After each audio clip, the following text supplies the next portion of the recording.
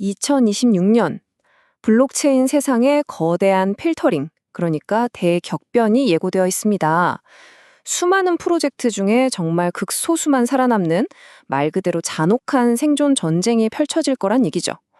오늘 이 시간, 이 전쟁에서 누가 이기고 누가 질지, 그 결정적인 요인은 뭔지, 그리고 과연 최후의 승자는 누가 될지, 그 날카로운 전략적 통찰을 한번 파헤쳐 보겠습니다.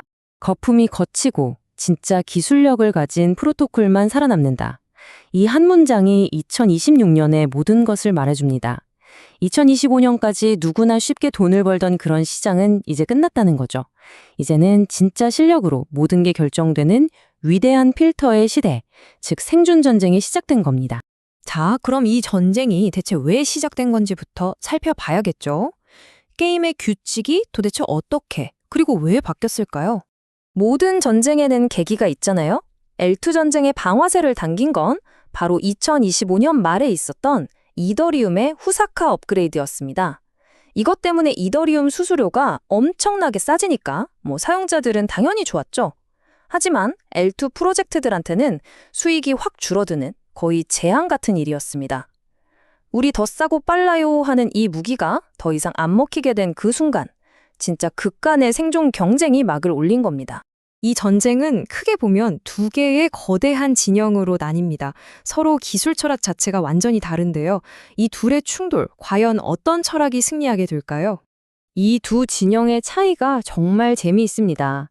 한쪽은 일단 믿어, 문제 생기면 그때 가서 해결하면 되지 하는 아주 긍정적인 낙관주의자고요. 다른 한쪽은 수학적인 증거를 가져오기 전에는 한 발짝도 못 믿어 라고 말하는 아주 냉철한 수학자입니다. 이 근본적인 성격 차이가 앞으로 나올 모든 전략의 시작점이 되는 거죠. 자, 이제 이 전쟁의 링 위에 오른 진짜 챔피언들을 만나볼 시간입니다. 각자 어떤 강력한 필살기를 갈고 닦았는지 한번 자세히 들여다보겠습니다. 첫 번째 챔피언, 현재 디파이 세계의 절대 강자, 바로 아비트럼입니다. 이들의 필살기는요, 다른 누구도 감히 넘볼 수 없는 유동성이라는 거대한 성벽입니다. 아비트럼의 무기는 크게 세 가지예요. 첫째, 200억 달러가 넘는 압도적인 자금력. 둘째, 스타일러스라는 비밀 병기가 있는데 이걸로 기존 이더리움의 한계를 뛰어넘는 고성능 앱들을 끌어모으고 있습니다. 마지막으로 오빗이라는 걸 통해서 자신들의 영토, 그러니까 아비트럼 제국을 계속해서 넓혀가고 있죠. 다음 챔피언은 옵티미즘입니다. 이들의 힘은 혼자 잘나서 나오는 게 아니라 아주 강력한 연합군을 만드는 데서 나옵니다. 아, 정말 영리한 전략입니다. 옵티미즘은 최고의 기술이 되는 길 대신에 L2를 만드는 표준 기술, 그러니까 업계 표준이 되는 길을 택했어요. 코인베이스나 소니 같은 거물들을 파트너로 끌어들여서 슈퍼체인이라는 거대한 경제 동맹을 만들고 거기서 나오는 수익을 다 같이 나누는 그야말로 판 자체를 설계한 거죠. 세 번째 챔피언, GK싱크는 좀 다른 곳을 보고 있습니다. 지금 당장의 디파이 시장이 아니라 저 멀리 월스트리트로 대표되는 전통금융이라는 훨씬 더 큰 미래에 베팅하고 있거든요. GK싱크는 미래를 준비하고 있어요. 압도적인 확장성을 무기로 삼고 프라이비디움이라는 프라이버시 기술을 통해서 은행 같은 기관들이 다루는 실물자산 시장을 공략하고 있습니다. 다른 L2들이 아직 쳐다보지도 않는 거대한 시장이죠. 게다가 새로운 경제 모델을 도입해서 네트워크가 버는 돈이 토큰 가치 상승으로 바로 이어지게끔 설계를 마쳤습니다. 자, 마지막 챔피언은 스타크넷입니다. 이들은 남들이 다 가는 쉬운 길, 그러니까 호환성을 과감하게 포기했어요. 그 대가로 뭘 얻었냐고요? 다른 누구도 따라올 수 없는 압도적인 성능이라는 독보적인 무기를 손에 넣었습니다. 바로 이게 스타크넷의 핵심입니다. 카이로라는 자체 개발 언어 덕분에 다른 체인에서는 아예 실행조차 불가능한 아주 복잡한 앱들을 돌릴 수 있습니다. 이건 그냥 좀 더 빠르다는 차원이 아니라 아예 할 수 있는 일의 종류가 다르다는 뜻입니다. 스타크넷은 자신만의 리그를 만들어버린 진정한 기술 강자인 셈이죠.